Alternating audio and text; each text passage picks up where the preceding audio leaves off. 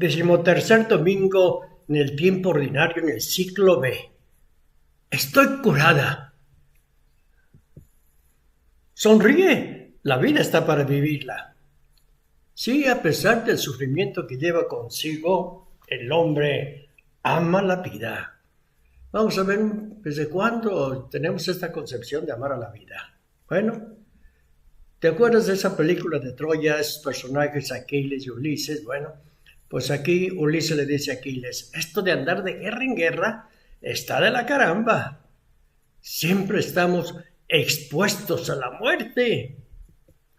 No te preocupes, Aquiles. Cuando mueras y estés en el Hades, o sea, en el inframundo, ya descansarás. No intentes consolarme con la muerte, Ulises.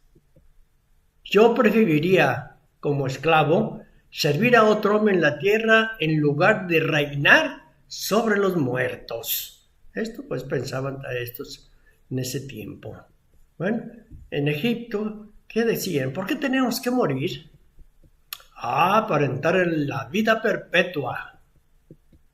¿Y qué es la muerte? La muerte significa la existencia de un reino maravilloso. ¿Y dónde está ese reino? Está situado al occidente. ¿Y qué tiene de extraordinario ese reino? Está iluminado por el dios Sol desde el amanecer hasta el atardecer. Está iluminado cuando en la tierra hay oscuridad. Como ven, yo soy una persona muy antigua. ¿Me preguntas si todos tenemos que morir? Claro que sí. ¿Y que si creo que todo acaba en la tumba? Claro que no. En todos los pueblos antiguos llegamos muy pronto a la convicción de la existencia de una vida más allá de la tumba. ¿Y en Grecia? Ustedes griegos están convencidos de la existencia de una vida más allá de la tumba. Claro que sí. Pero el hombre cuando muere con el tiempo se convierte en cenizas. ¿Cómo vive después? Creemos que el hombre es un compuesto de alma y cuerpo. ¿Y creemos en la inmortalidad del alma? Los israelitas, ¿cómo es que nuestros judíos hermanos no creyeron en la vida después de la muerte? Bueno, no creyeron al principio. Acuérdate que desde que nacieron como pueblo en Egipto, pasaron más de 1000 años antes de que comenzaran a creer en una vida después de la muerte. Sí proclamaron que el Señor era el Dios de la vida, pero siempre desde una perspectiva terrena. Sí, en Dios estaba la fuente de la vida, como dice el Salmo, pero esa vida la entendían como salud, bendición, una tierra fértil, abundantes cosechas, posteridad numerosa y finalmente se moriría de anciano uno y colmado de años. Sí, moriría uno colmado de años como gavillas maduras que se retiran del campo. Todos en Israel creían que los muertos vivían un sueño permanente en el país de las tinieblas y las sombras, en la tierra de la oscuridad y el desorden, donde la misma claridad es sombra. Fíjate que en este tiempo ni siquiera en la Biblia nuestra hebrea aparece la palabra inmortalidad. Bueno, pues 1000 años antes de que los israelitas creyeran en la vida después de la muerte, esa lentitud en llegar a esta afirmación explícita de la vida eterna no es negativa, es preciosa e iluminadora. Nos hace comprender que antes de creer en la resurrección de los muertos en un mundo futuro, es necesario valorar y amar apasionadamente la vida en este mundo, tal como la aprecia y la ama Dios.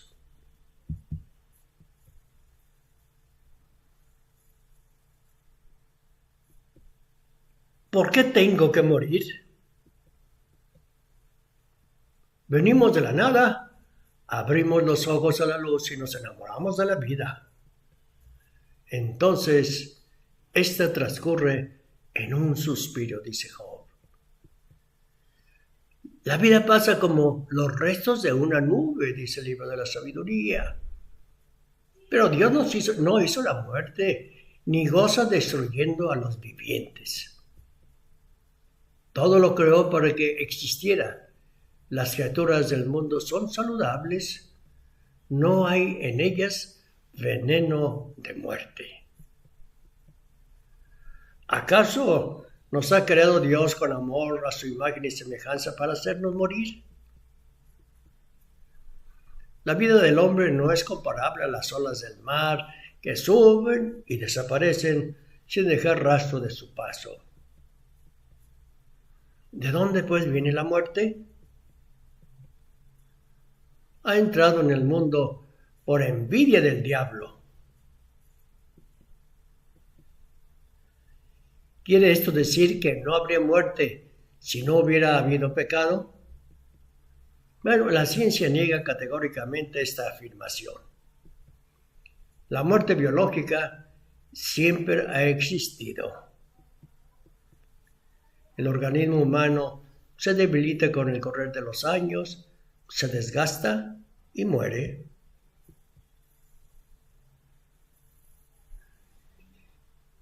La muerte biológica no es lo que infunde terror a un israelita piadoso. El justo sabe que está destinado a la vida. La muerte es definida como salida, liberación, tránsito hacia el reposo de Dios, éxodo de la esclavitud a la libertad. Por eso no era temida la muerte. El paso a una vida mejor tampoco puede ser considerado como un castigo.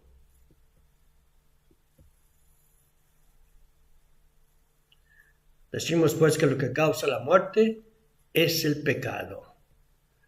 ¿Y qué clase de muerte pues ha sido introducida por el pecado? Pues, como nos dice el libro de la sabiduría, no busque la muerte con una vida extraviada, ni se atraiga la perdición con las obras de sus manos. O sea, tu vida extraviada, pecado es lo que produce pues la muerte. El que alimenta el odio, se venga, es violento. Quien lleva una vida inmoral, aunque goce de una óptima salud, ha destruido la parte mejor de sí mismo. Realmente la persona muere cuando deja de amar, cuando se repliega sobre sí misma y se hace egoísta, cuando se aleja de Dios y de su sabiduría que indica el camino de la vida, como dice el libro de los Proverbios, y que Dios es la fuente de la vida. En los libros santos de Israel se afirma continuamente que quienes optan por el pecado decretan su propia muerte, dice el libro del Deuteronomio. Bueno, pues en este domingo de 13, ¿qué nos dice San Marcos? Ahí tienes el texto, mira. Léelo con calma, ya te lo sabes.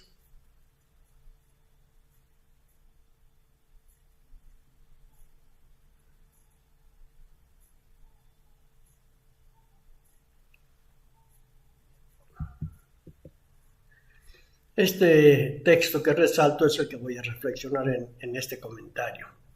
La mujer que llevaba 12 años padeciendo hemorragias había sufrido mucho en manos de los médicos, había gastado todo, ninguna mejoría, al contrario, se había puesto peor.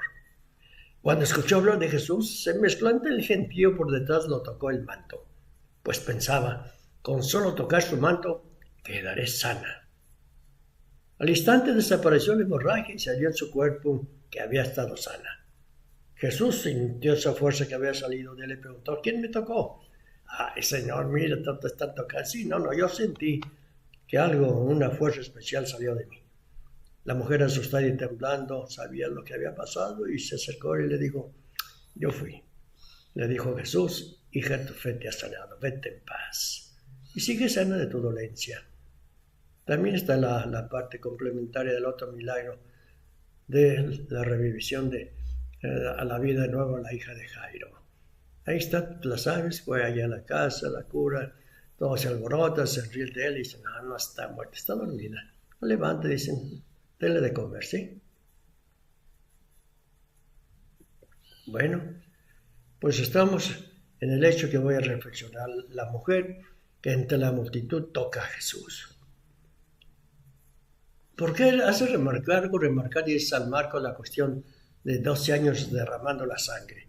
Es que la sangre es el símbolo de la vida, pero cuando la sangre sale del cuerpo, pues claro, recuerda la muerte y provoca asco y miedo ya cuando salió del cuerpo.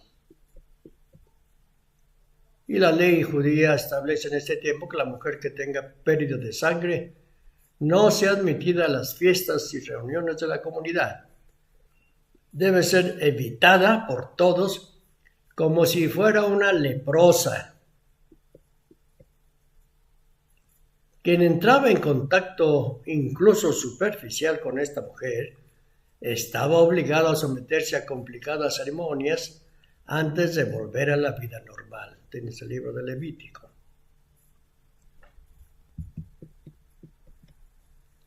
Bueno, pues esta es brevemente la historia de esta mujer. Ella misma te la cuenta y nos dice, soy una mujer que sufre de hemorragia incurable. Mi enfermedad te la describo en toda su gravedad. Llevo ya 12 años y en vez de mejorar, sigo empeorando. Ningún médico ha logrado curarme. Ya gasté todos mis ahorros. Mi enfermedad es molesta y humillante,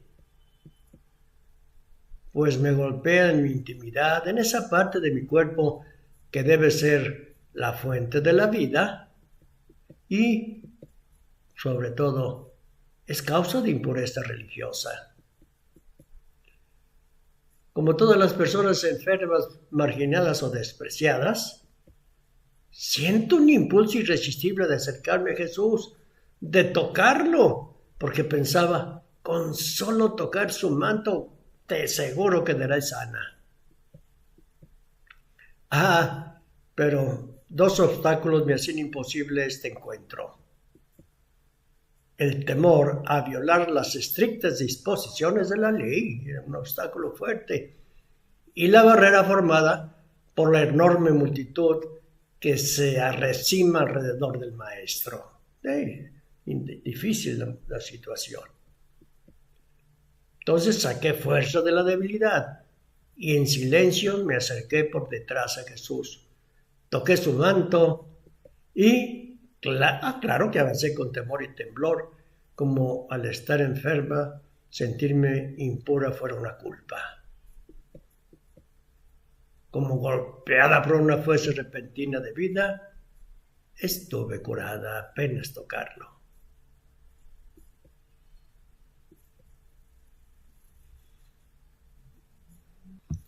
Bueno, también escuchemos a reflexión de San Marcos. Hoy le pongo estas palabras en su boca. Hoy te presento una mujer sin nombre, impura desde hace 12 años. Hago hincapié en el número 12.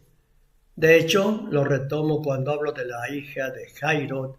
También te digo que tenía 12 años. ¿Por qué te remarco 12 años? Porque 12 es el símbolo del pueblo de Israel, 12 tribus. La impureza de la mujer y la falta de la vida en la niña indican, en mi lenguaje simbólico, la condición dramática de la mujer Israel. Esta mujer Israel está gravemente enferma y sus líderes espirituales no solo habían sido incapaces de curar sus enfermedades, sino que sentían repugnancia y se escondían ante sus miserias. Y claro, así obstaculizaban el encuentro con aquel que es capaz de comunicar la salvación. Bueno, los líderes espirituales no te prestaban atención, al contrario. ¿Y cuál es entonces la actitud de Jesús? Jesús tomó una actitud completamente opuesta. no evita a aquellos que son considerados impuros. Los toca y se deja que se le acerquen, que lo toquen. Es consciente de estar en posesión de una fuerza de vida que no puede ser afectada por ninguna forma de muerte. En el relato del día de hoy, vemos que alrededor de Jesús hay una gran multitud. No se trata de enemigos, sino de discípulos, de personas que se encuentran muy cerca de Él, que quizás lo están empujando y apretando. Y sin embargo, Jesús declara que una sola persona lo ha tocado. Sí, solo la persona enferma lo tocó con fe. Hija, tu fe te ha sanado, le dice. Tú sola en medio de tanta gente has sido capaz de acoger el don de Dios. Permanentemente emana de Jesús una fuerza divina, pero no todos los que lo tocan físicamente reciben esa fuerza.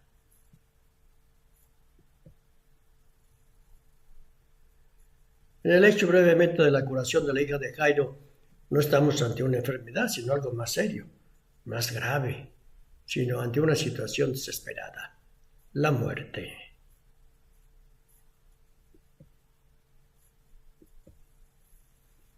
La reflexión de la segunda lectura de Corintios, tienes ahí la cita.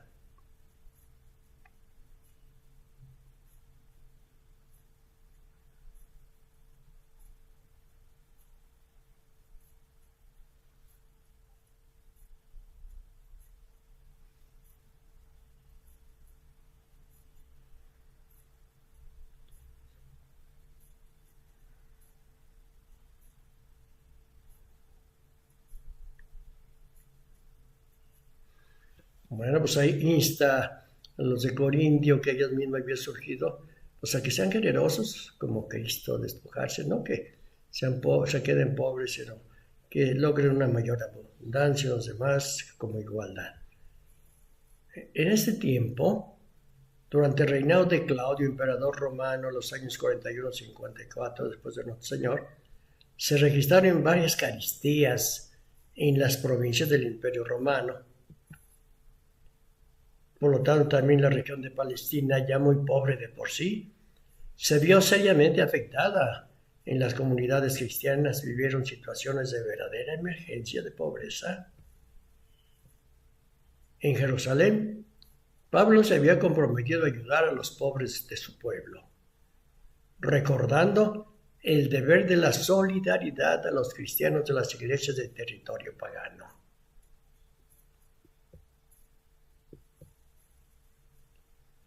Entonces San Pablo nos reflexiona y dice, fue en Corintio donde los cristianos por primera vez y por sugerencia de ellos mismos que me sugirieron hacer una colecta. Entonces la pensé hacer. Pero como sucede a menudo con las bellas iniciativas o las buenas intenciones iniciales, pues pronto bajó el entusiasmo. Y apareció la apatía y la falta de interés. Y el proyecto primero se retrasó y luego se detuvo por completo.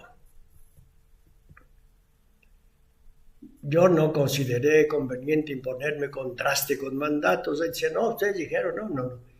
Ya que mis detractores habían hecho circular rumores maliciosos acerca de mí. Y me decían que a través de la colecta lo que de verdad intentaba era ganarme la benevolencia del pueblo. De donde se mandara la colecta. Por eso preferí basar mi exhortación a la generosidad en dos razones teológicas. La primera, el ejemplo de nuestro Señor Jesucristo, que siendo rico, se hizo pobre por nosotros.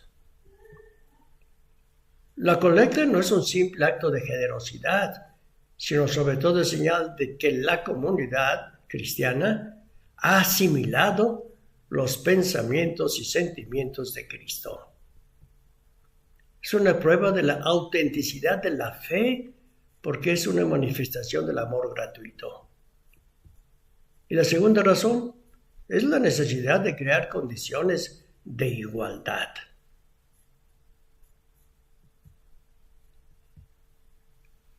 El compartir los bienes no es un aspecto marginal y opcional de la propuesta evangélica, sino un requisito esencial de la vocación cristiana. Esto es interesante. No es opcional ni marginal, es una propuesta del Evangelio, ¿verdad?, de nuestra vocación cristiana.